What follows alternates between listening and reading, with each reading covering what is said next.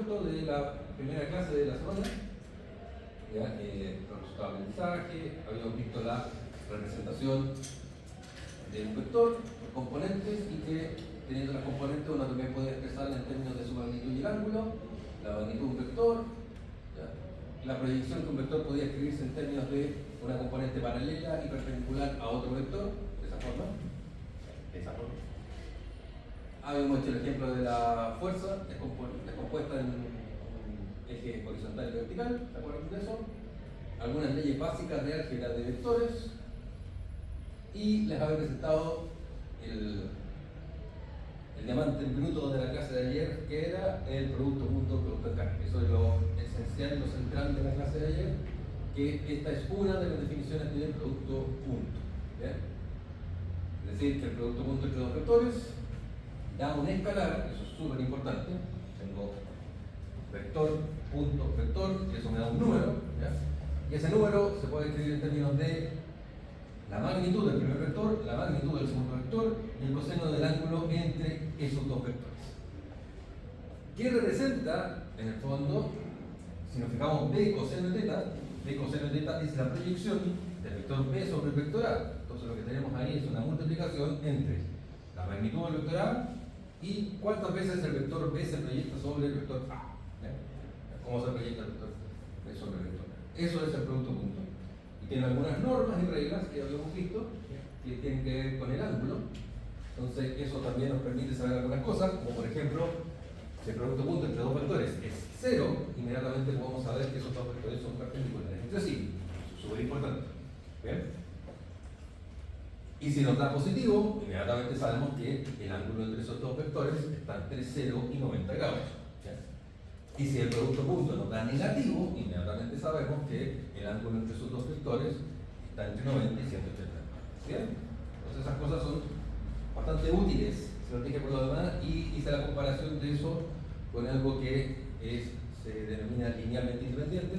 Por ejemplo, cuando tengo un vector que es ortogonal o perpendicular a otro, eso tiene que ver con la linealidad o la independencia de una cosa con la otra, y no solamente se utiliza los vectores, sino que en álgebra lineal podemos verlo en funciones y también en matrices. Se utiliza. Entonces, otra definición de producto punto que habíamos visto en la clase de ayer era esta. Es decir, producto punto A punto B lo podemos escribir en términos de sus respectivas componentes multiplicadas entre sí. ¿Por qué no aparecen los vectores? Porque el producto punto entre vectores, si nos fijamos, si es un vector sobre sí mismo nos va a dar 1, y si es un vector con cualquier otro, un vector unitario con cualquier otro, eso nos va a dar 0. También lo vimos ayer en detalle. Y ahí tenemos la otra definición del producto punto.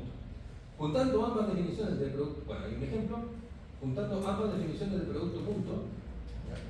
Podríamos obtener, por ejemplo, si utilizamos la definición que les acabo de mostrar, del producto punto acá arriba, y la magnitud de los vectores, respectivamente uno y otro, entonces teníamos acá, ¿qué cosa? Teníamos el coseno del ángulo y podríamos obtener el ángulo entre los dos vectores. El único cuidado que tienen que tener ahí es que la magnitud de A y B no fueran vectores nulos, porque si no ahí se nos indefinen y esas cosas. ¿Bien? Sigamos. Un ejemplo. Ahí está lo que les decía de la ortogonalidad, todo esto de la clase de ayer. Ahí está algo que pasé más a la rápida, pero que es importante que lo sepan que existe, aunque no se utiliza tanto, ¿ya? Por lo menos en física, en astronomía, yo sé que no se utiliza tanto, que la componente y la proyección son dos definiciones interesantes. La componente es cómo se proyecta un vector sobre otro. Entonces, la componente de A sobre B, eso es un escalar. Aquí tenemos la proyección de A sobre B y eso es un vector. Entonces son dos cosas que uno lo puede calcular. Hicimos un ejemplo físico de producto punto, donde una de las aplicaciones del producto punto es en el concepto de trabajo mecánico, que más adelante lo vamos a ver en este curso, pero aquí les estoy haciendo un previously, para que sepan que se utiliza esto del producto punto en cosas de física propiamente tal. Y el cierre de la clase que lo hicimos ayer, llegamos hasta acá, y entendiendo que ahora íbamos a ver esta cosa que se llama producto cruz. ¿Bien? Eso. ¿Alguna duda o consulta que tengan hasta ahí antes de continuar? ¿No? Acuérdense que tienen que repasar todo esto, que está el taller, está el texto de apoyo, están las simulaciones y los videos referentes a esto, entonces vean. Yo todavía no subo el material de la semana 3, pero lo voy a hacer entre hoy día y mañana, porque ya está ese material. También voy a subir el laboratorio número 1 para que lo empiecen a ver, que la gente del día lunes y la gente del día miércoles tiene el laboratorio. Y recordar que el día martes, en la última media hora, tenemos el control número 1, que va a ser precisamente de vectores, que se hace en parejas y con todo el apunte y material de apoyo que ustedes quieran y necesiten. ¿Ya? Habiendo dicho eso, entonces vamos al producto vectorial. Ahí está la definición.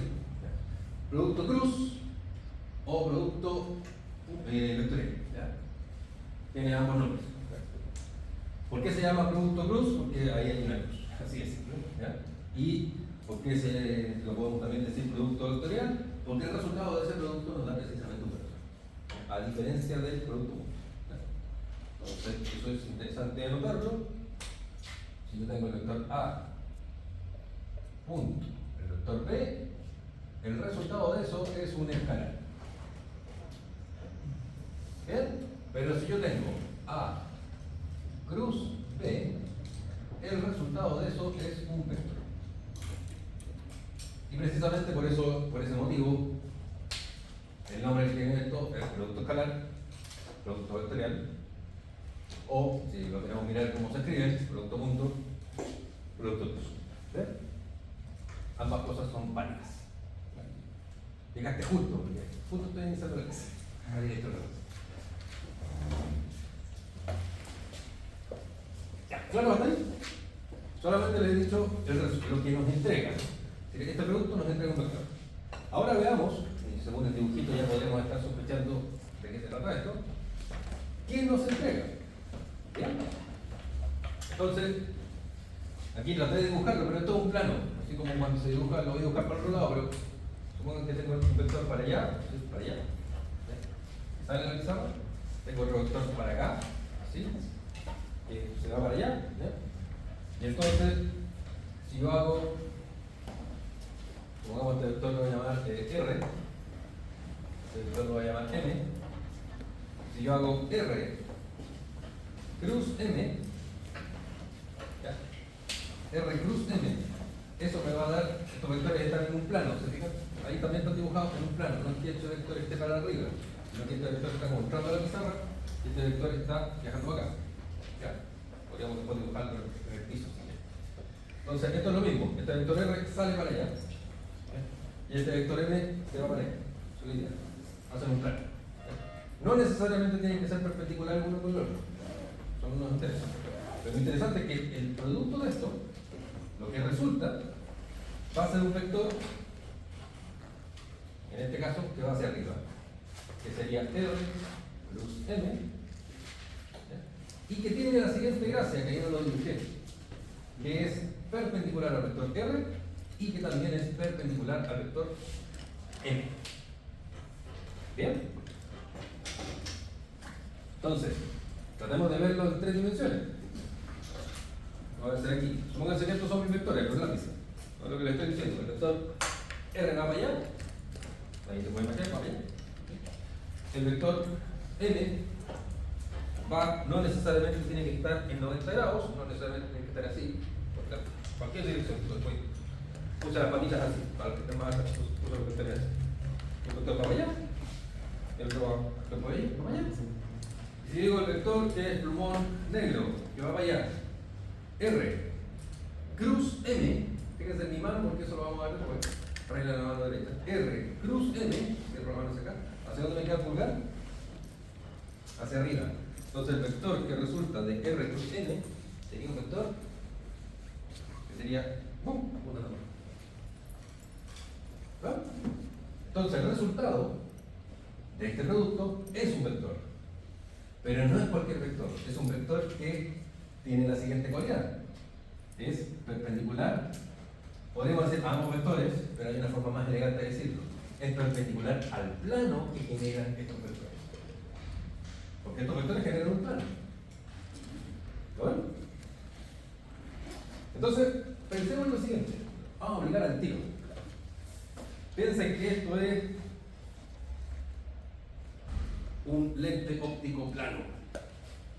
y que queremos apuntar a Frenagelax, una estrella que acabo de inventar en mi cabeza.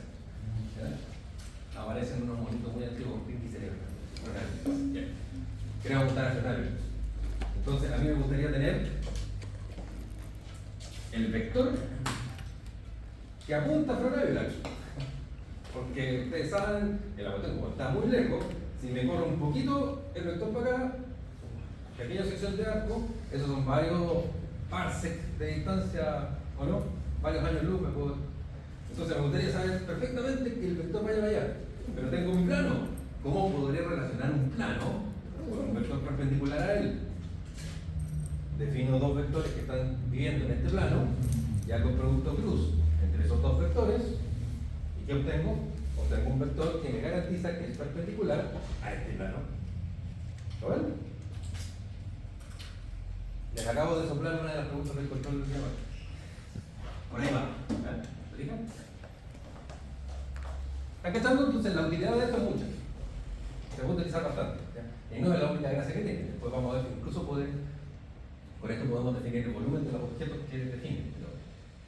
Entonces aquí está, si se fijan, vamos al plano que genera el vector A y B. Entonces el producto cruz entre A y B nos da este vector que es perpendicular al plano. Bien. Hasta ahí supongo que está claro. ¿Alguna duda? ¿No? Bien. ¿Qué hay acá abajo? Acá lo escribí como valor absoluto, pero no es valor absoluto. Voy a hacer una reescritura de eso que está ahí. Y esto es así.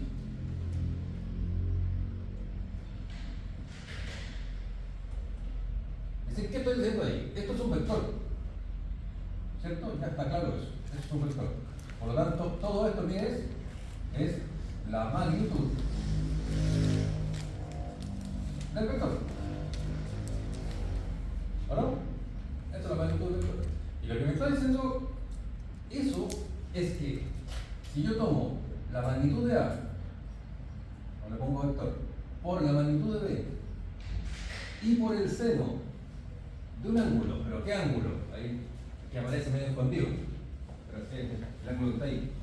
El seno del ángulo que precisamente tengo entre A y B, eso me va a dar precisamente la magnitud de este producto cruz.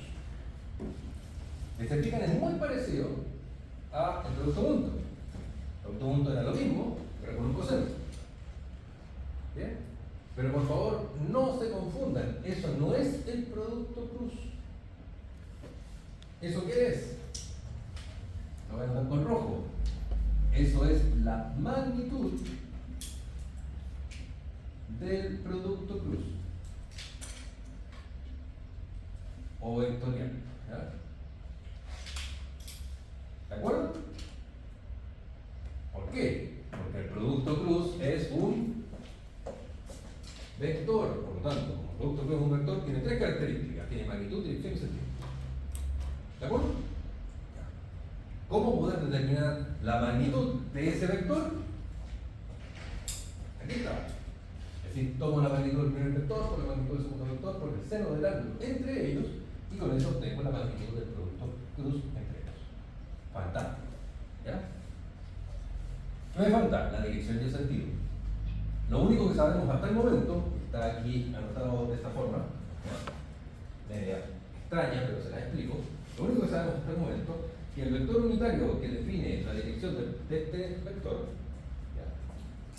Que lo podríamos anotar así, en este caso n tombo, que sería el vector unitario en la dirección de este vector, ¿ya? ¿Cómo lo podemos definir? Como el vector dividido por su magnitud. Eso lo vimos en el taller de esta semana. Cualquier vector que uno quiera, ¿ya? Siempre uno lo puede transformar en un vector unitario, es decir, vector de largo 1, cuando yo el vector lo divido por su magnitud. Y es lógico, si tengo un vector de 10 metros de largo que apunta para allá, y lo divido por 10, que sería su magnitud, ¿qué obtengo? Un vector de largo 1 en la dirección y sentido del vector. ¿Cierto? Eso es general para cualquier cosa que uno quiera pensar, ¿ya? Para cualquier vector que uno tenga.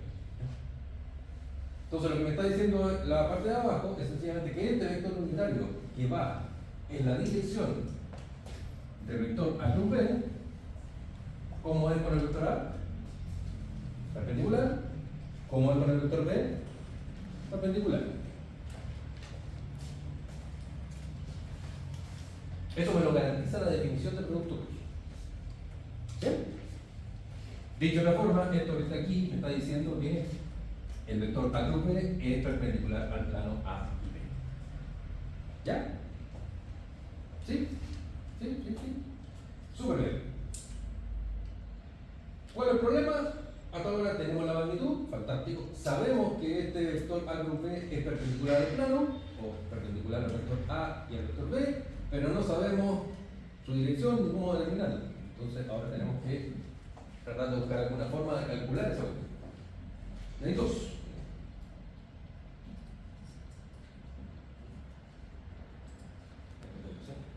Hay dos. La primera la primera forma de calcular eso es lo que les dije, algo que es la famosa regla de la mano derecha. ¿Ya? Si hay algún zurdo, como tú, que estás haciendo con la mano izquierda, tengan cuidado. ¿Ya?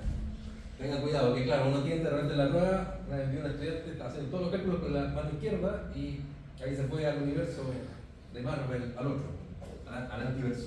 ¿Ya? No hagan los cálculos con la mano izquierda si son zurdos. Regla de la mano derecha. ¿Ya? Si es la opresión de los diestros, y ya vámonos por ese rollo y ya, pero funciona con la otra, que es el diestro. ¿Y de qué se trata la regla de la mano derecha? Ahí están los pasos, pero primero veámoslo aquí. ¿Se acuerdan que yo, cuando puse los plumones en el suelo, puse primero mis dedos, mi palma, mi mano, en el sentido del primer vector, en este caso R? Si este fuera R, para allá. ¿Se fijan? Bueno. Y cierro mi mano en el sentido del segundo vector. Claro, puedo poner los dedos para allá, pero no puedo cerrar la mano. ¿Ya? Cierro la mano en el sentido del segundo vector. ¿Para dónde me quedo el pulgar?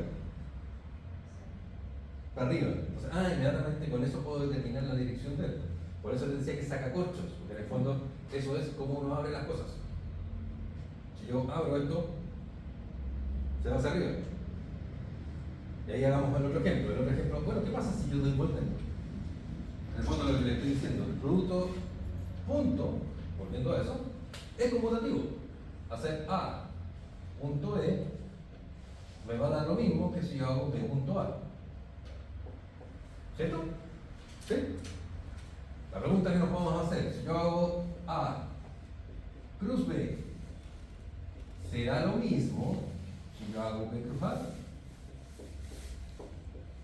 Comprobémoslo con esta regla de la mano derecha. En este caso es A cruz B, me quedo arriba. O R cruz M. Hagamos M cruz R. ¿Cómo sería M cruz R? Tengo que poner la mano para allá, primero. Pero no puedo cerrar para allá. Tengo ahí. Y tengo que cerrar la mano para acá, ¿o no? Cierro ahí. ¿Para dónde me quedo el pulgar? Para abajo. Entonces, si hago M cruz R, eso me daría un vector perpendicular al plano, pero que apunta hacia abajo. De hecho, es el acto de cerrar. Si yo cierro algo, por allá, baja. Si yo lo abro, sube.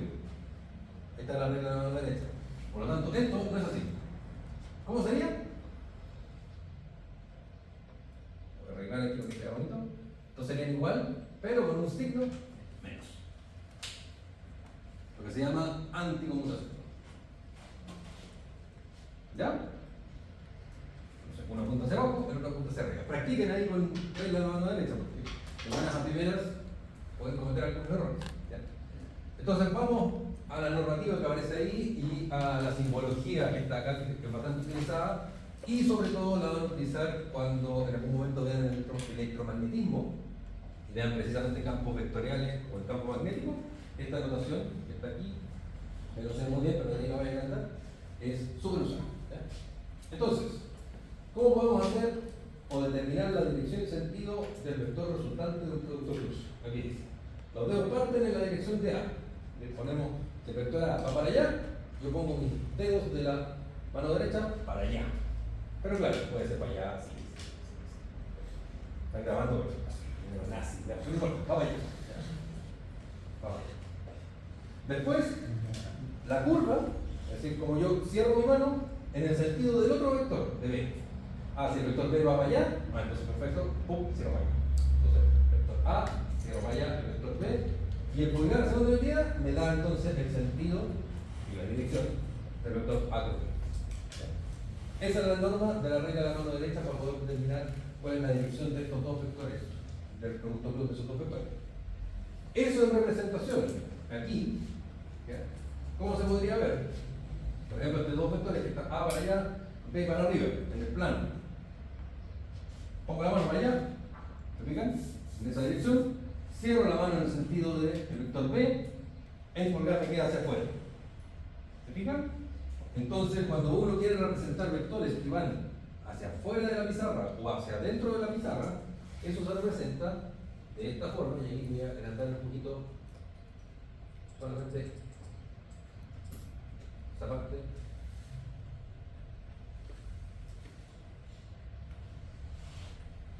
Ahí, ¿se ve mejor? Sí, se ve mejor. Un poco. Entonces, cuando uno representa un puntito con un círculo, ¿ya? Eso podría representar la punta de la flecha.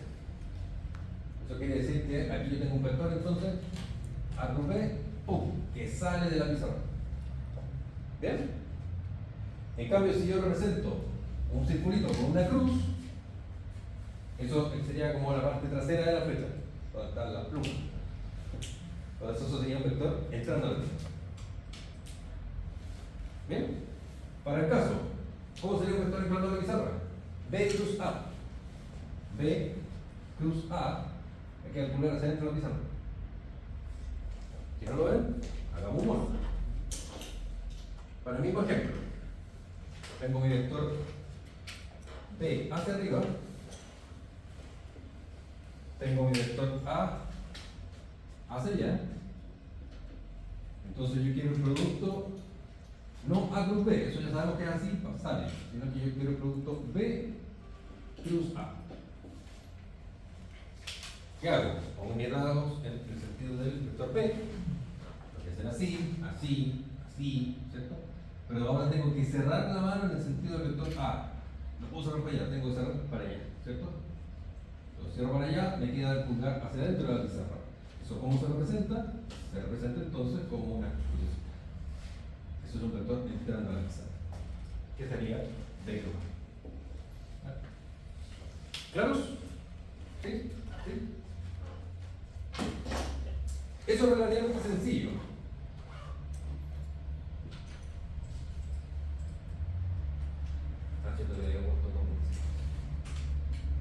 Eso es relativamente sencillo y fácil de aprender. Hay que practicar un poquito, pero relativamente fácil de aprender. Pero lo que tenemos que hacer ahora es darle un poco más de formalismo matemático. ¿Ya? Si se dan cuenta y podrán imaginarse, esto que está aquí tenía todo un formalismo matemático, estaba su interpretación física, que significaba precisamente proyectar un vector sobre otro, y esa es la relación entre uno y otro, y esto nos servía además para el producto de puntos para determinar si dos vectores eran ortogonales o no. En este caso, ya sabemos que el vector resultante es perpendicular al plano que generan estos dos vectores, perfecto. Ya sabemos la regla de la mano derecha, pero tenemos que darle entonces un formalismo matemático a este producto. Es decir, lo mismo que he dicho, tenemos que ver cómo se puede calcular. El detalle que ya les dije, pero aquí es anticonmutativo, es decir, B cruz A es igual a menos A cruz B. Porque este vector es igual a este, pero con sentido cambiado. Por lo tanto, es lo que les dije antes. Eso. Está ahí. Entonces, antes de seguir, hay algunos casos que son interesantes de analizar, como aparece un seno ahí. Vamos a la definición de la magnitud del producto cruz. Como aparece un seno del ángulo teta, bueno, hay ciertos ángulos que son interesantes. Seno de cero, por ejemplo. Seno de cero me da precisamente cero. ¿Qué tal? ¿Bien? ¿Qué quiere decir esto? Ahí el producto cruz me daría cero. ¿Qué significa? En el fondo, si yo tengo 0 de 0 o de 180, da igual, también con 0 de 0. ¿Qué significa que aquí el ángulo sea 0 de 0? ¿Cómo serían esos dos vectores A y B? Paralelo. ¿Vale? Decir que el ángulo es 0 entre A y B quiere decir que A va para allá y B también. ¿Ya? Por lo tanto, ya tenemos en nuestra cabeza que si yo tengo que eso quiere decir que los dos vectores son paralelos, entonces el producto cruce entre ellos es 0. Dicho de otra forma, si los vectores son paralelos, no generan un plano. Yo tengo dos vectores paralelos que son un plano, no generan un plano, y como no generan un plano, entonces no puede haber un vector que sea perpendicular a ese plano. Tiene que ver con la rotación y todo eso, pero eso lo vamos a ver más adelante. ¿Y qué significará esto entonces? 180 grados entre los dos vectores. Significa que un vector va para allá y el otro vector ¿para dónde va? Para el otro lado. 180 grados. Entonces tengo vectores paralelos, vectores antiparalelos. ¿Sí? ¿Sí? ¿Qué significa que sean antiparalelos? Que si yo tengo un vector para allá y tengo otro vector para acá, no generan un plano, y por lo tanto, como no generan un plano, no puede haber un vector perpendicular a dicho plano. No hay una rotación, pero eso lo vamos a ver. Y eso se resume en que el producto cruz entre ellos es 0. La otra situación es que, claro, ahí aparecen vectores perpendiculares cuando este ángulo es 90 grados, seno 90 grados vale 1, por lo tanto solamente me queda la magnitud de los dos vectores es igual a la magnitud del vector. Entonces, la magnitud del producto cruz se representa solamente en A por B, pero ahí sí hay vector. Ese sería el caso que entre R y M haya 90 grados. Sigue existiendo un vector, pero la magnitud de este vector es simplemente la multiplicación de la magnitud de ese por la magnitud. ¿Bien? Sigamos.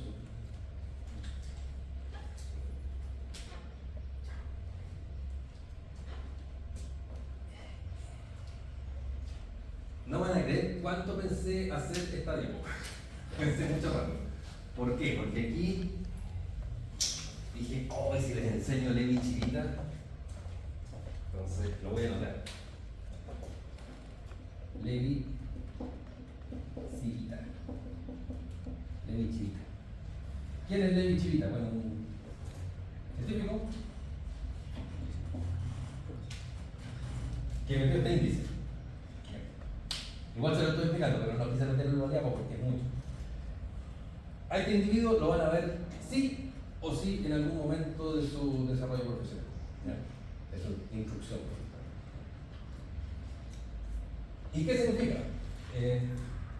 Cuando seamos viejos van a trabajar con vectores, pero van a trabajar con vectores a lo grande, no así con este tipo de representación, ¿ya?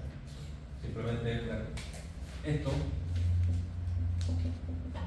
eso va a ser un vector. Sí. Y realmente ni siquiera una banda de un vector, dice, esto es una matriz. Cuando vean, por ejemplo, cosmología, van a ver que ese R en particular significa algo. Entonces le está dando muchas veces como la matriz espacio-temporal, cosas por el estilo. Bueno, ¿qué significa el IJK? IJK es subíndice, ¿cierto? Entonces podremos decir, el primer subíndice, ¿ya? Tiene que ver con la componente X, el segundo subíndice con la componente Y y el tercer subíndice con la componente Z. Bueno, a lo más grande podemos decir que esto entonces es 1, 2, 3, por ejemplo, X y Z. ¿Bien? ¿Sí? Entonces el mismo mono que está ahí, lo voy a dibujar así. 1, 2, 3. Ah, que yo quiero pensar una geometría de 16 dimensiones. Ya ponga 1, 2, 3, 4, 5, 6, 7, 8, 9, 10, hasta 16. ¿Y después qué hacemos? Hacemos la cuestión cíclica. Del 1 al 2, del 2 al 3, del 3 al 1. ¿Lo ves ahí?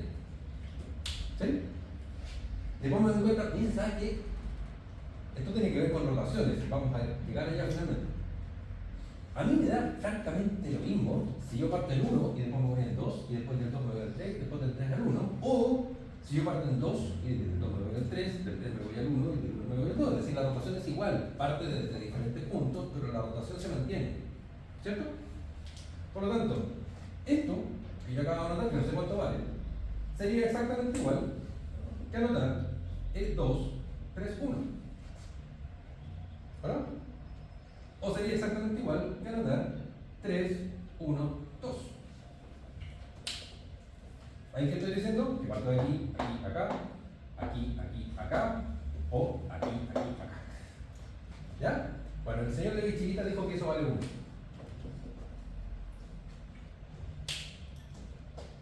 ¿De acuerdo? Cualquier rotación cíclica que yo tenga, ¿ya? Vale 1, perfecto. Si hago la rotación para el otro lado, por ejemplo, un coeficiente que sea 3, 2, 1, si venga 3, 2, 1 no está, 3, 2, 1, ¿cuánto cree que vale? Menos 1. Y cualquier coeficiente que salte, ¿ya? Por ejemplo, que fuera, ¿cuál puede ser? 2, 1, 3, 2, 1, 3. No, 2, 1, 3. Perdón, no vale menos 1, vale 0. 2, 1, 3 sería 0. Cualquier otra combinación vale 0. ¿Ya? ¿Eso qué va a definir? Más adelante, le estoy contando algo que no tiene que ver con la materia y no se lo voy a preguntar, pero cuando lo vean, porque lo van a ver en algún minuto, tiene que ver con esto, rotaciones cíclicas. ¿Ya? Nada más. Y representamos las coordenadas como números, nada más. Si lo llevamos ahora a nuestro plano X y Z, lo que tenemos aquí, si se fijan, son los productos cruz de los vectores unitarios. ¿Sí? Que tiene mucho que ver con eso. Entonces, ¿qué pasa si que yo hago el producto cruz de I cruz J? I cruz J, ¿qué me da? K. Si yo hago J cruz K, ¿qué me da? I. Si yo hago K cruz I, ¿qué me da? J. ¿Cómo que se parece eso? ¿Se fijan? Entonces después es mucho más fácil, en vez de meter productos cruz y cosas así, yo lo que meto es un coeficiente que se llama Levi-Chivita. ¿Ya? Pero insisto, eso lo van a ver después en montones de aplicaciones, pero es otra cosa. Bueno, ¿qué pasa si lo hago al revés? J cruz I menos K. K cruz J menos I cruz K menos J. ¿Lo ven? Fantástico, aquí hay una relación entonces que el sentido de la rotación me está dando signos negativos o positivos, y lo que no les dije, pero que es bastante obvio, pero lo voy a recalcar ahora para que les quede claro, es que si yo tengo los vectores unitarios en los respectivos ejes coordenados, la típica es que uno siempre coloca el eje X así, después el eje Y ahí, y después el eje Z para arriba, así. Entonces yo tengo, puede ser el primer ejemplo, ¿no? El vector unitario rojo, vector unitario para allá, y tongo. Y el vector unitario para acá, J tongo. Es decir, dos vectores de largo 1. Y hago I cruz J, ¿hacia dónde va esta cuestión? Para arriba. Como este vector tiene magnitud 1 y este vector tiene magnitud 1, y el seno del ángulo entre ellos es 90, me queda 1 por 1 por 1. Es decir, este es un vector unitario en la dirección Z. ¿Qué es lo que está anotado acá? Aquí está la interpretación algebraica del producto cruz, aquí está la interpretación geométrica del producto cruz. Pero hay una relación oculta, ¿cuándo? De este proceso que es cíclico entre las diferentes componentes. ¿Me sigue la idea? ¿Sí? ¿Y por qué le estoy contando esto? Por eso que está ahí, que se ve horrible. Me molesta esos trazos rojos, así que voy a subir un poquito ahí. De ahí. Esa es la definición de veritas de producto cruz. Es una determinante. ¿Ya? Nuevamente, y el desarrollo de esa determinante está acá abajo, que también se ve horrible. ¿Ya?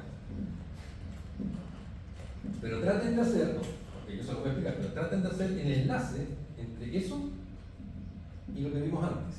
Y se dan cuenta que tiene todo el sentido del mundo. Entonces, anotemos esa definición en la pizarra y desarrollémosla bien para llegar a lo de abajo.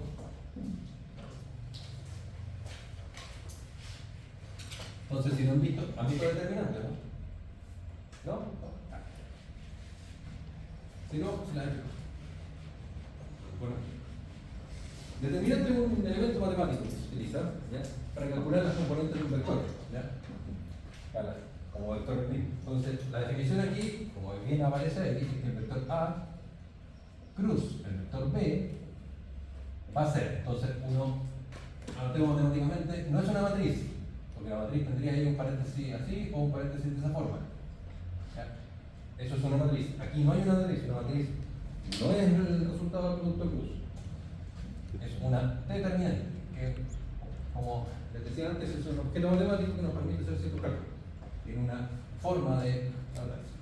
Entonces, la primera fila de aquí van las componentes. ¿Ya? En este caso, van la componente vector unitario I, vector unitario J, vector unitario K. ¿Bien? Siempre. En el caso que tuviéramos otro tipo de coordenadas, ¿ya?, por ejemplo, coordenadas cilíndricas, coordenadas esféricas, coordenadas paraboloides, coordenadas elípticas, hay un montón de otros tipos de coordenadas, esos vectores unitarios cambiarían y aquí aparece lo que se llama un factor de escala. ¿Ya? Pero eso es materia de métodos matemáticos para la física o otro curso que explique eso en detalle. Pero les digo, cosa que sí tienen que guardarse en su cabeza. Esta definición que aparece ahí sirve súper bien para coordenadas cartesianas ortonormales, que son las que estamos utilizando nosotros, y JK, ¿ya?, o X y Z. Si cambiamos las coordenadas, este mono cambia un poquito, pero la operatoria es la misma.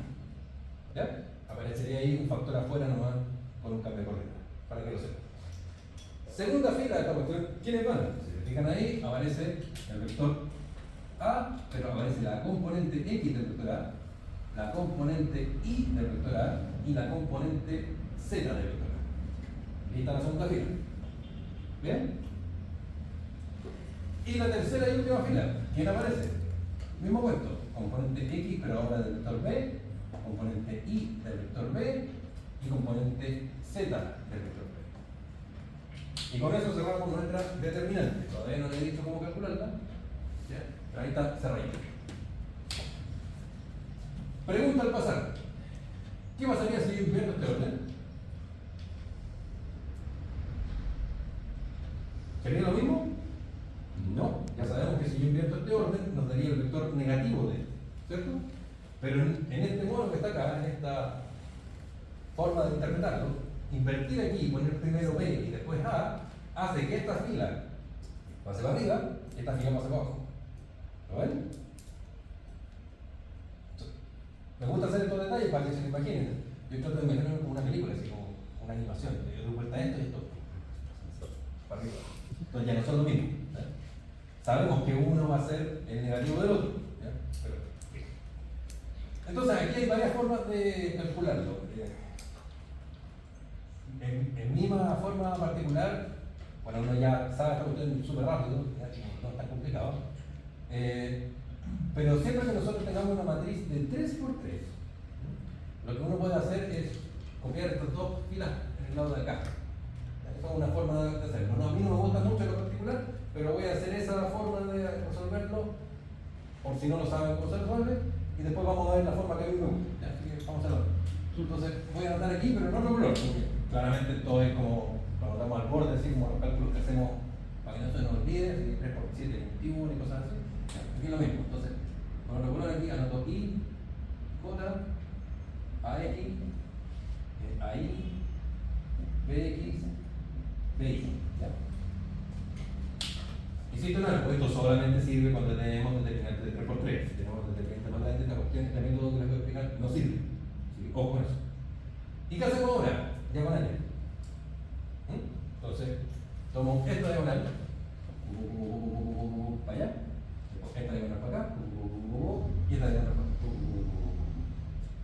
¿Ya? Todo con signo positivo. Creo. Entonces, como I,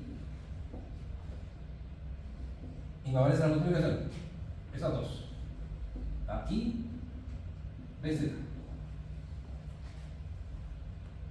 Lo multipliqué todo. S por S por S. ¿Bien? Más, aquí no me acuerdo, como este método yo nunca lo ocupo, voy a revisar a ver si me sale bien, pero más, creo. Ahí tengo la duda si es más. Así que todavía no lo anoten, vamos a verificar. Me queda J, a Z, de X. ¿Ya? No sé si hay más, sí, pero eso sí está bien. ¿Ya? Y el último, ¿cuál creen que es? Más, K, a X, B. ¿Me siguen? Es decir, S por S por S, más S por S por S, más S por S por S. Tengo la duda si este es más o menos, que debería ser menos, pero voy a ver cómo resulta. Pero ahí voy. Y ahora hago lo mismo, pero con las diagonales por el otro lado, pero en sentido negativo. Es decir, esa, para allá, para acá, en sentido negativo. Para ser ordenado, voy a partir con la I. Entonces, le pongo I más I, perdón, no más I, menos I. Ahí voy a Z, B.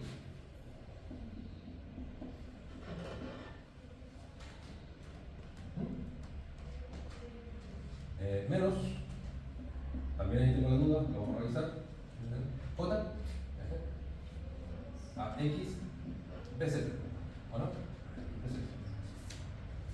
Menos K, el último, ahí, B, X.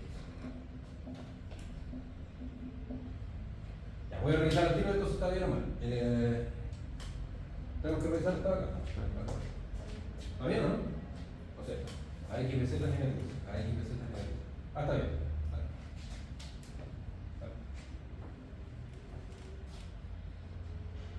¿Lo ven? Y bueno, finalmente, si uno ordena, llega a lo que tengo. Y es interesante, para relacionarlo con lo anterior, a I, BZ, a Z, DI. Negativo. ¿Me fijan? Respondo 2, 3, 3, 2. 3, 1, 1, 3. 1, 2, 2, 1. ¿A qué se clicó? Cuando hacemos en el sentido contrario aparece signo negativo. Es mucho más fácil verlo con el chiste. Entonces, toda esta cuestión, grandota, después uno la nota, como los físicos, astrónomos y otras ciencias somos bien flojos, reducimos todo a una expresión. Entonces, tomamos una media ecuación de tres planas, la llevamos a una ecuación que nadie entiende, pero no importa. Entonces, esa una. Ahora les voy a explicar el método que a mí me hace más sentido. Uno llega a lo mismo. Borramos eso, se ve horrible. Ahora todo se ve horrible. Ahí está. Entonces voy a dar lo mismo de antes. I, J, K, A, X, A, I, A, Z. B, X, B, I, B, Z.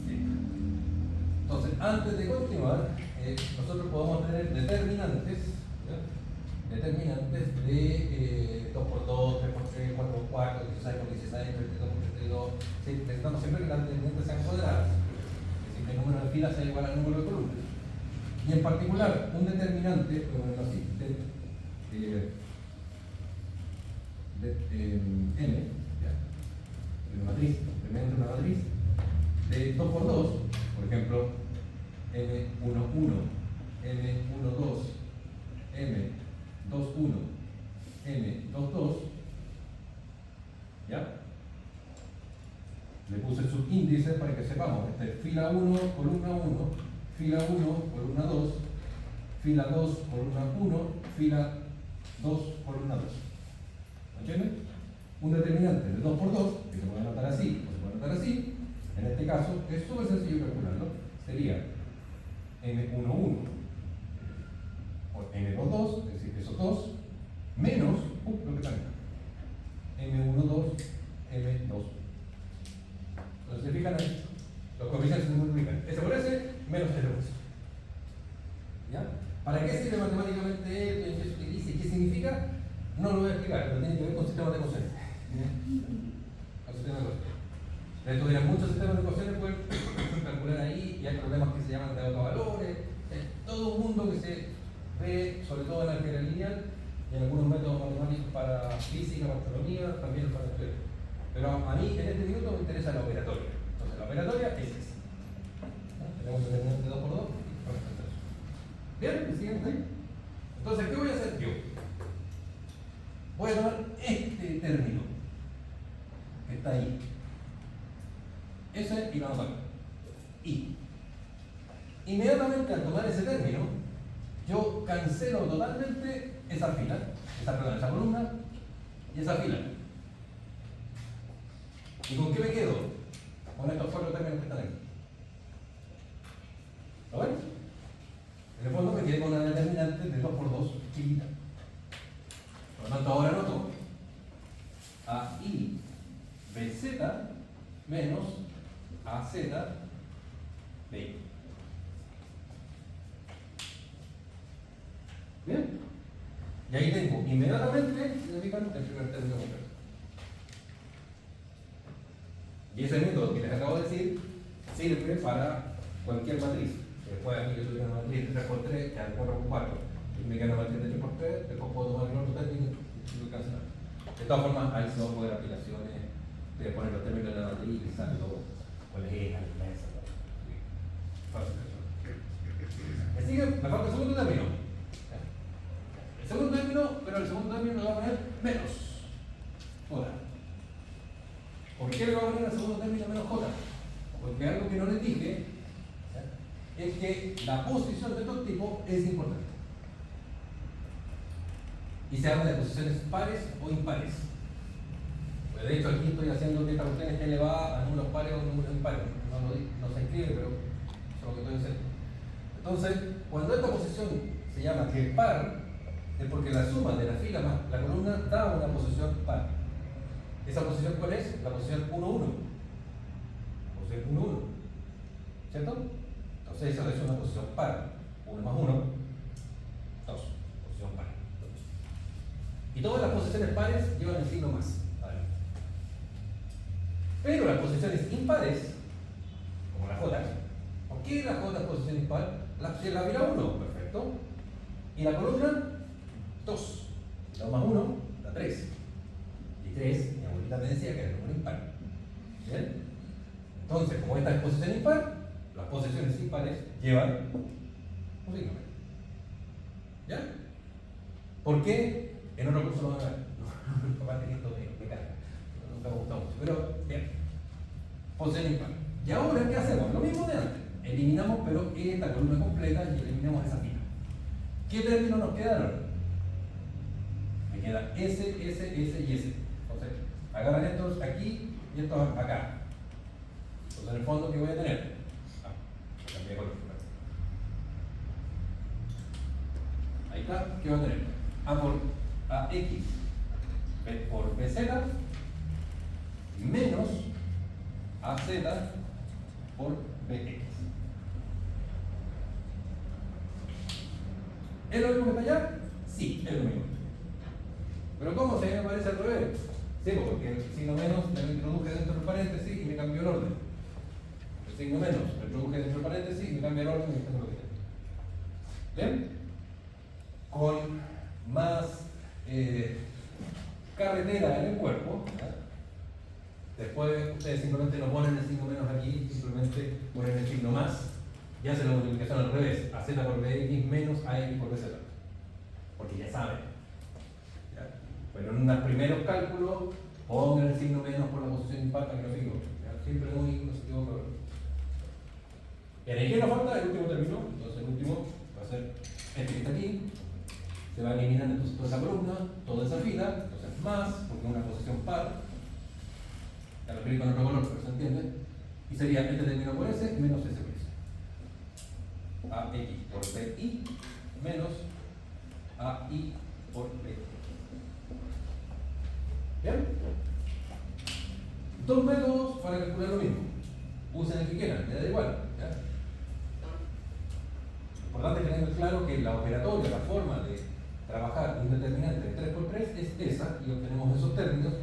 Y otra cosa interesante, aunque no es tan relevante dentro del curso, es que, recuerden, lo van a usar más adelante, que estas cuestiones tienen algo que ver con una cosa que se llama ley chirita, que es un coeficiente, y tiene algo que ver con los coeficientes cíclicos, y tiene algo que ver con las rotaciones. Eso sí lo vamos a ver más adelante. Tiene algo que ver con las rotaciones. Esto, cuando está diciendo cómo rota, cuando ya lo podrán sospechar, cómo rota el vector A hacia el vector B. Eso nos da un vector que me está diciendo cómo es la rotación. Rota I con respecto a E. Entonces rota por un lado o otro. ¿Ya? ¿Claro hasta ahí? ¿Sí? Súper. Ya bien. Y ahí hay un ejemplo numérico que lo vamos a hacer súper rápido. Tengo dos vectores, 2i, 3j más k y menos j más 4k. No lo vamos a representar en la cabeza aquí, porque ya supongo que eso ya lo saben hacer. Veamos la operatoria, i jk, se lo cambia. Primero ponemos las componentes del segundo vector, sería 2, 3, 1, perfecto. Después ponemos las componentes del segundo vector, 1, menos 1, 4, perfecto, ahí está, y se calcula. De esa forma, ¿ya? Pregunta, ¿y si tengo un vector de 2 dimensiones? ¿O tengo un vector que no tiene componente z? Eso, ahí. ¿Qué pasa? ¿Qué creen que pasa? Al hacer desaparecer esto, ¿qué cambiaría acá? Este 1 pasaría a 0. No tiene componente. Entonces si tuviera, por ejemplo, estos dos vectores que están aquí, ahora en dos vectores en el plano x, y, ¿tendría ax? Sí. ¿Tendría asy? Sí. ¿Tendría bx? Sí. ¿Tendría by? Sí. ¿Tendría az? No. ¿Tendría bz? No. Por lo tanto, esos términos no aparecen, pero no es que queden ahí en blanco, sino que le ponemos ceritos.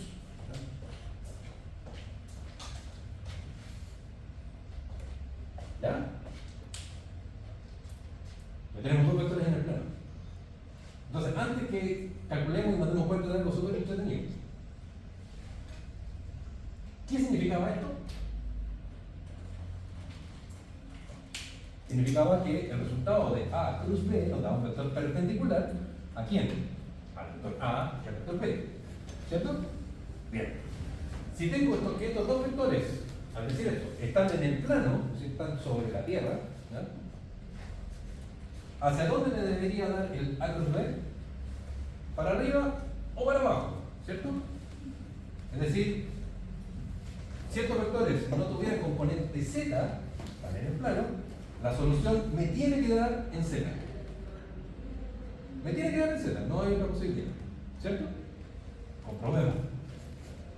En donde aparezca A, Z y A y BZ, tenemos que eliminar completamente. BZ, estamos en 0. AZ, 0. No está. BZ, 0. AZ, 0. 0 menos 0, 0. Estamos en no está. AX, BI. Ahí, BI. Sí, esto está. ¿Cómo nos quedó el vector? Para arriba. Bueno, o para abajo. No tiene componente X, Y. Funciona. Bien. Bueno, si no funcionara sería solo bueno, porque si no funcionara, escribimos un paper ahora mismo. Pero generalmente haciendo clases uno descubre esa cosa. Una vez íbamos con unos estudiantes haciendo clases, pero qué interesante que hemos visto. Pero nunca lo vimos. Pero encontramos algo interesante. Ya. ¿Claro hasta aquí? Entonces, en este caso, según este ejemplo, no tengo un vector. Este vector debería tener las características precisamente de que sea perpendicular a este vector y a este otro vector. Pregunta: ¿cómo podríamos demostrar que el vector A cruz B es perpendicular a A y a B, ¿se le ocurre?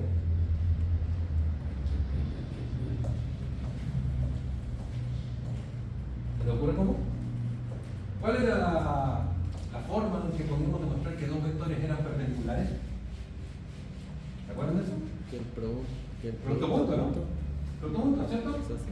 Si el producto punto entre dos vectores nos da cero, quiere decir que esos vectores son perpendiculares, ¿cierto? ¿Sí? ¿Sí? ¿Sí? Claro, entonces, juguemos. Esto se me acaba de ocurrir. Si yo hago A punto A cruz B. Ahí. ¿Esto cómo era? Era la multiplicación de componente a componente. La componente x de A es 2 por la componente x de A cruz B, 13, más la componente x de A, 3, por la componente y de A cruz B, que sería menos 7, más la componente z de A, 1, por la componente z de A cruz X, menos 5. Esto me da 26, menos 21, menos 5. ¿Cuánto es eso? 0. Conclusión: A cruz B es perpendicular a A. ¿De acuerdo? Funciona. Ciertamente funciona. Entonces podemos determinar dos vectores que se ven complicados. De hecho, dibuje esto, no, y el NISPER lo va a dibujar. ¿Ya? Pero sin necesidad de dibujarlo, ya sabemos ciertas cosas súper importantes, son perpendiculares entre sí. ¿Cacharon? Entonces ahí estamos utilizando las dos herramientas que tenemos hasta el momento: producto cruz y producto punto. ¿Queda tiempo? ¿Queda? Algunas propiedades que son importantes del producto cruz. Aquí el orden sí importa. De hecho, ya lo habíamos visto. Hacer A cruz B no es lo mismo que hacer B cruz A. Por ejemplo, si A cruz B estuviera así, A cruz B, punto, 2 vectores para arriba. B cruz A, punto, 2 vectores por abajo. Pero la relación ahí está mediada por un signo menos. ¿Bien? Eso se llama anticomutación. Propiedades distributivas. Fíjense en esto. Yo tengo A cruz y la suma un vector. Ahí se aplica una propiedad distributiva nomás, tal cual. Sería A cruz B, perfecto, más A cruz C. Ahí no hay ningún problema. Funciona como el álgebra normal. ¿Bien? Si multiplicamos por un escalar, lambda, es un número. Por ejemplo, aquí tengo lambda veces A, cruz B. Puedo sacar tranquilamente el lambda hacia afuera y poner el producto cruz de ambos vectores. No hay ningún problema. ¿Ya? Y en general, que porque pongo en general, porque hay ciertos casos muy particulares donde esto podría ser igual, pero son unos casos excepcionales, pero en general, ¿ya? Hacer ese producto cruz y después ese no es lo mismo que hacer eso y después eso. ¿Ya? No es asociativa. Así que cuidado con el orden. Cuidado con el orden. Es importante. Ahí dice, el producto vectorial no es conmutativo ni asociativo. Las propiedades. Ya, y aquí viene una cosa que es interesante. Yo la verdad lo he ocupado creo que una sola vez en mi vida. Y lo ocupé una vez que se estaba construyendo una casa en el sur. Nunca me he ocupado. Pero es bueno que sepa que existe. ¿Ya? Igual fue 8 horas acá. Me querían calcular el volumen de la habitación. No sabían cómo, el programa está ahí. Tanto. Me equivoqué ahí por 20 centímetros. Mi papá me dijo, ¿cómo lo hiciste, mijito? Bueno, mi papá teníamos disputas matemáticas. Él me enseñaba matemáticas desde chiquitito. Entonces yo le revisaba las pruebas que hacía en la universidad. como 7 años. Me enseñaba matemáticas. Entonces era entretenido salir con disputas. Pero de vectores no tenía idea. Bueno, vamos, no nos distraigamos. Olvídense del área del paralelogramo, olvídense de eso. ¿Ya? Pero pensemos en eso. Que eso es la magnitud del producto cruz A cruz B, ¿cierto? ¿Sí? Y eso ya sabemos que es la magnitud de A por la magnitud de B por el seno del ángulo inferior. ¿Sí? ¿Dudas hasta ahí? No, súper claro. Bueno, resulta, está lo entretenido, que si dibujamos estos vectores en el plano, podemos hacerlo porque en el fondo estos dos vectores definen un plano. Puede ser en cualquier dirección, pero ya pongámoslo en el plano acá de la pizarra.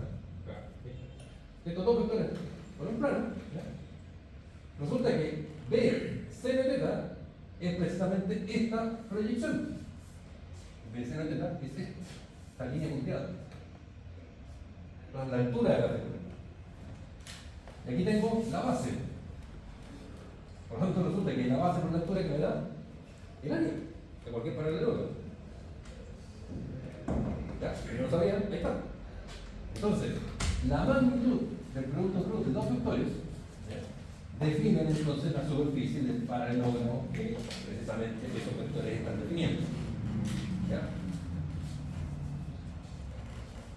¿Ya?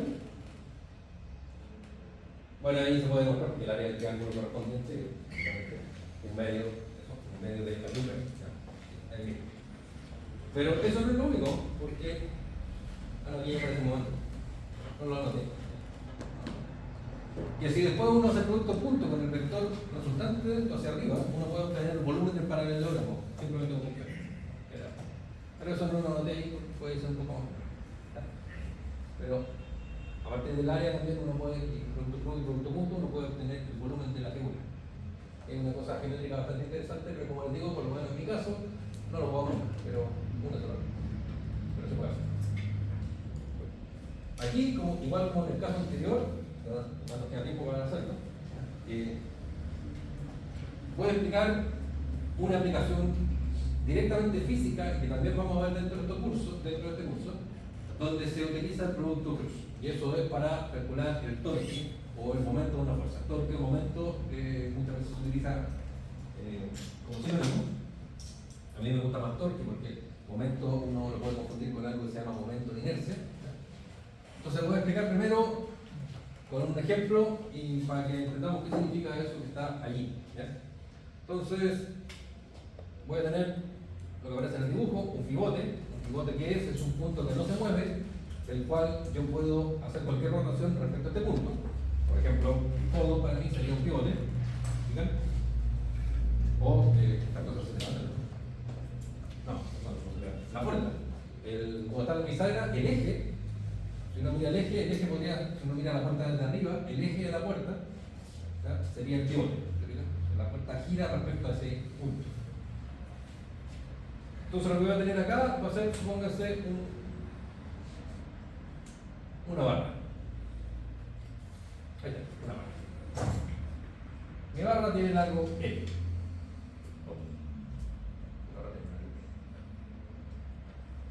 Ahí.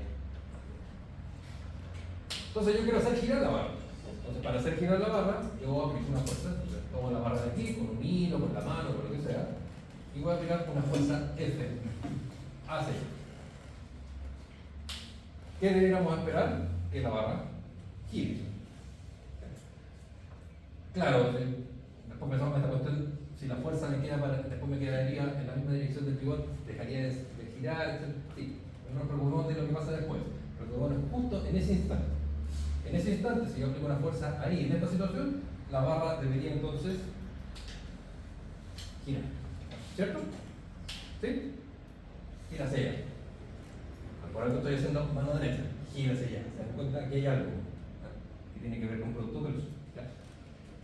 Entonces, el responsable, o la magnitud física responsable de que los objetos giren, se denomina precisamente torque, o, como aparece ahí, momento de torsión, que generalmente se escribe con la letra griega tau, generalmente, no siempre, y es un vector, es una magnitud vectorial. ¿De acuerdo? ¿Cómo se define esta cantidad que nos permite que las cosas roten, que las cosas giren? Bueno, se define precisamente, como aparece ahí en la pizarra, R cruz F. La fuerza está ahí, de color rojo. Pero ¿quién es R? R muchas veces se denomina brazo de torsión. Tiene que ver con la palanca, con todo eso. La distancia que hay desde el punto de rotación hasta el punto donde se aplica la fuerza. Ese es el brazo de torsión. Vuelvo a decir, el brazo de torsión es la distancia que hay, bueno, el vector en este caso, que hay desde el punto de rotación hasta ¿dónde? Hasta el punto donde se aplica la fuerza. ¿Bien? Por eso, si se dan cuenta, no es lo mismo si yo agarro una mancuerna, por ejemplo, de 10 kilos y la levanto así, ¿no? No es lo mismo que si yo agarro la misma mancuerna y la levanto así. ¿Qué cambié? No cambié la fuerza. Cambié R, porque la distancia aquí es más chiquitita. Ahí es más grande. ¿Se dan cuenta? Entonces, el torque que tengo que hacer en esa situación es más grande que el torque que tengo que hacer así. Y ustedes también lo pueden notar. Si quieren abrir la puerta cuando salgan de esta sala, no es lo mismo si toman el pivote y abren la puerta que si, bueno, suponiendo la puerta abierta, hacen fuerza desde el centro de la puerta y tratan de abrir la puerta. ¿Dónde les va a costar más? Desde el centro. Y en la medida que se van acercando al eje de rotación de la puerta, tienen que aplicar más fuerza para poder hacer la rotación. ¿Por qué? Porque van achicando R, el brazo, la distancia del punto donde aplican la fuerza hasta el punto de rotación. Lo van achicando. Y por lo tanto, si pusieran fuerza en el eje de rotación de la puerta, que sería R igual 0, tendrían que hacer una fuerza infinita para poder generar una rotación, no generar rotación. Dicho de otra forma, serían muy imbéciles si trataran de abrir la puerta haciendo fuerza en el eje, cosa que me ha pasado. Puertas que no tienen tampoco. Bueno, eso significa brazo entonces. No quiero explicar la física profunda de esto porque eso, insisto, lo vamos a ver cuando veamos precisamente sistemas que rotan. Simplemente quiero que vean que hay una aplicación directa del producto cruz en un fenómeno físico que es el de la rotación. Entonces, así se define el torque y precisamente hay un producto cruz ahí. ¿Ya? ¿Dónde está este vector R en esta situación que yo les acabo de mostrar acá? Bueno, hasta aquí. Ahí está mi vector R, que sería el brazo. Punto que el vector que va desde el punto de rotación hasta el punto donde se genera la fuerza, se aplica la fuerza. ¿Bien? Y si nos damos cuenta, ahora vamos al mono. Entre estos dos vectores hay un ángulo. ¿Bien? Por lo tanto, aplica todas las características que ya hemos visto. Podemos tomar el vector F, por ejemplo, olvidarnos del brazo ahí y dibujar el vector F para allá. Dibujar el vector R para allá. Poner el ángulo θ ahí y decir, R cruz F. ¿A dónde va el torque?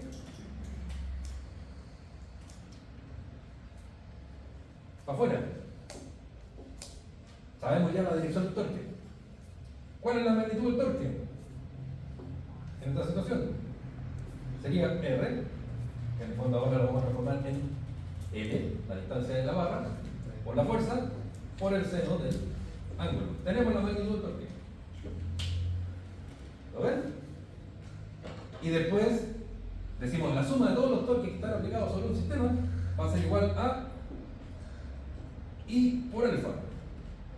I se llama momento, aquí me estoy adelantando mucho la materia, el momento de inercia. Y esto es aceleración angular. Todo el mundo lo sabe, la famosa F igual a m por A. Fuerza igual masa por aceleración. Segundo principio de Newton. Torque igual a masa por aceleración. Es lo mismo. La diferencia cuál es, ¿dónde está? El torque no es una fuerza, primero. Momento de inercia no es una masa. Esto sí es una aceleración. ¿Por qué digo que no es una masa? Porque el momento de inercia es, mírenlo así, si la masa es la resistencia de un cuerpo a moverse, a trasladarse, ¿ya? Hay más masa, más me cuesta mover al individuo. Tengo una bobita chica, masa M, tengo que aplicar poca fuerza Me estáis grabando, después voy a salir de la empresa. No. Amigo, poca fuerza, claro, chico, que le estoy. Cambio, si tengo mi suegra, ¿ya? 2,5 toneladas, por mucho que la patee, mucha masa, cuesta mover. ¿Te das cuenta? Lo mismo va a frenar. Si yo tengo un camión, porque hay mucha masa, mucha inercia, cuesta detenerlo. Tengo que aplicar muchas fuerzas para detenerlo. Entonces, lo que me dice la masa, en el segundo principio de Newton, es que si tengo mucha masa o poca masa, esa es la resistencia del cuerpo para ponerse en movimiento o para frenar. ¿Bien? Acá, esto, insisto que me estoy adelantando en la materia, esto no tiene nada que ver con vectores. Pero esto lo vamos a ver en unos minutos, pero es bueno que lo sepan. El momento de inercia, a diferencia de la masa, no es solamente la resistencia del cuerpo a moverse, sino que la resistencia del cuerpo a rodar. ¿Ven? Esto es cuánta resistencia le opone el objeto a una rotación. Y no tiene solamente que ver con la masa. ¿Por qué no tiene solamente que ver con la masa? Porque imaginemos la siguiente situación. Tengo acá afuera, en el hall del departamento de física, una esfera de 500 kilogramos. Y tengo un cubo de 500 kilogramos. Tienen misma masa, por lo tanto, la misma resistencia a trasladarse. ¿Pero tienen la misma resistencia a rotar? No. Porque la distribución de las masas son distintas. La distribución, esto me dice, la distribución de la masa está distribuida en el cuerpo. La forma, ¿no? Esto no me va a costar nada hacerlo rotar. Esto sí. Entonces, este tiene menos momento de inercia que este. ¿Lo ven? Eso fue nuevamente un premio. La materia aquí ahora olvídelo. Olvídelo. Esto no es parte de la materia. Esto sí. ¿Ya? Esto tiene que ver con vector. ¿Ya? Bien. Voy a hablar de Instagram, TikTok. Profe de la ULS se burla de Messi y de Venezuela. Y un decano, palma de mano, oye, que está diciendo. Bueno, ahí está lo mismo que le expliqué, pero desde un punto de vista con vectores perpendiculares o no. ¿Se fijan? Analicemos esto que está haciendo, lo mismo ahora. Tengo R, tengo una distancia ahí que es un vector perpendicular, perfecto. Tengo F que es paralelo a D, a R. ¿Se fijan? ¿Te acuerdan que este vector F lo podemos escribir en términos de un vector paralelo a este vector o perpendicular a este vector? Ahí hay una utilidad. Y la verdad, si nos fijamos, piensen que este es el brazo, que puede ser esa barra o el brazo que está ahí.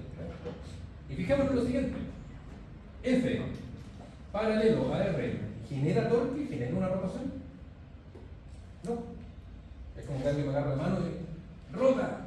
¡Rota! Es como que agarramos la fuerza y en vez de abrirla para allá, la tiramos para acá. O para allá. No va a rotar.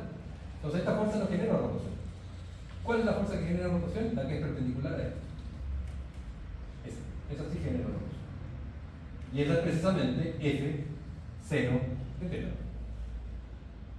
Entonces, F seno de teta por R es el torque.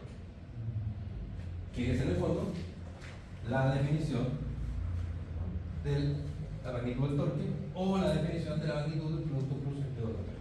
¿Ya? Entonces ahí hay otra forma de verlo.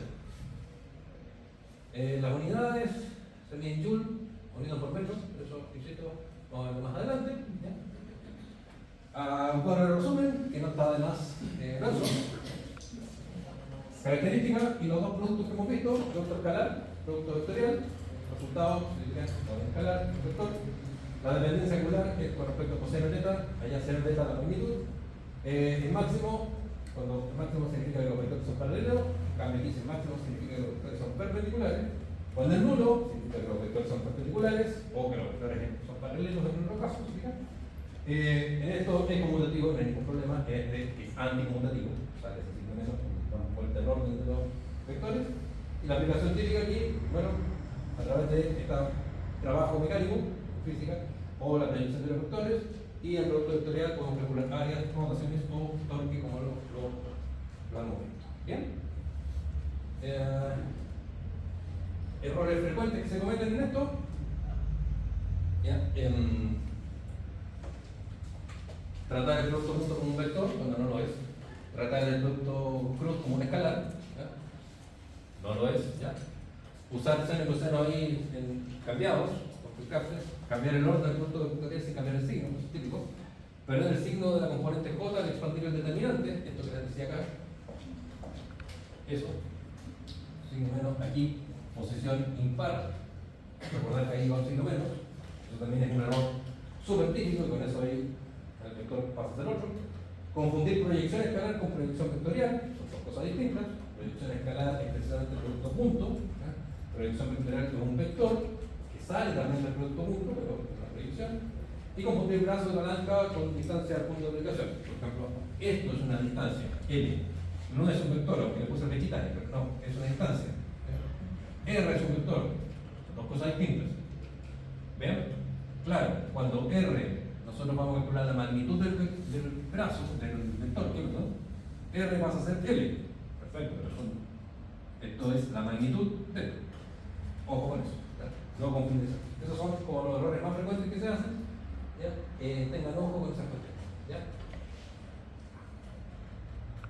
¿Hay poco tiempo? Sí, hay 8 minutos. Esto lo pueden tratar de hacer ustedes, ¿sí? Pero los oriento. Entonces tenemos dos vectores.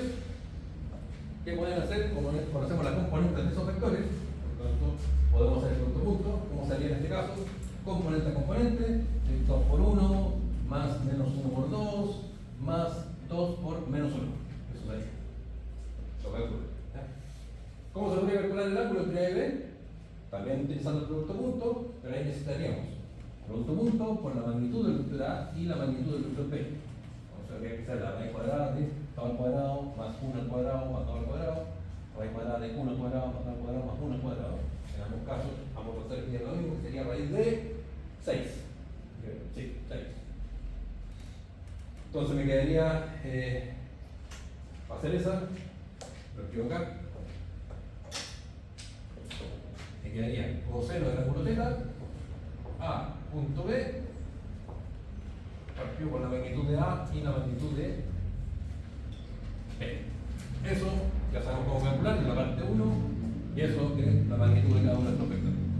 Se hace el arco coseno y se calcula el ángulo entre ambos vectores. Después, ¿cómo sería A cruz B? Recomendación, hágalo de diferentes formas. Primero, calcúlelo así. Entonces habría que poner IJ acá.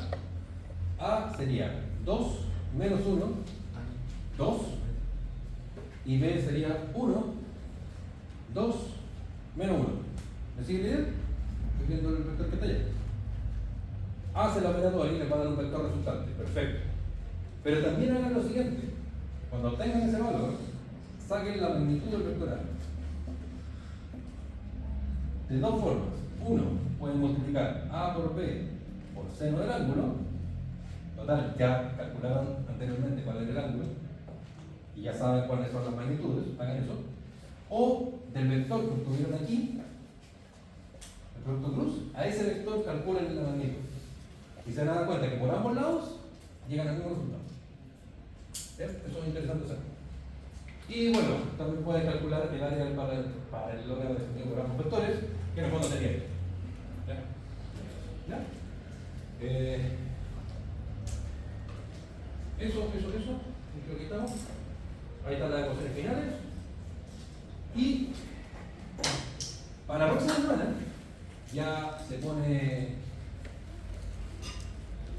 no voy a decir que se pone peludo, pero sí puse un nivel de formalismo, yo diría un poquito más elevado de lo que es la exigencia normal de este curso.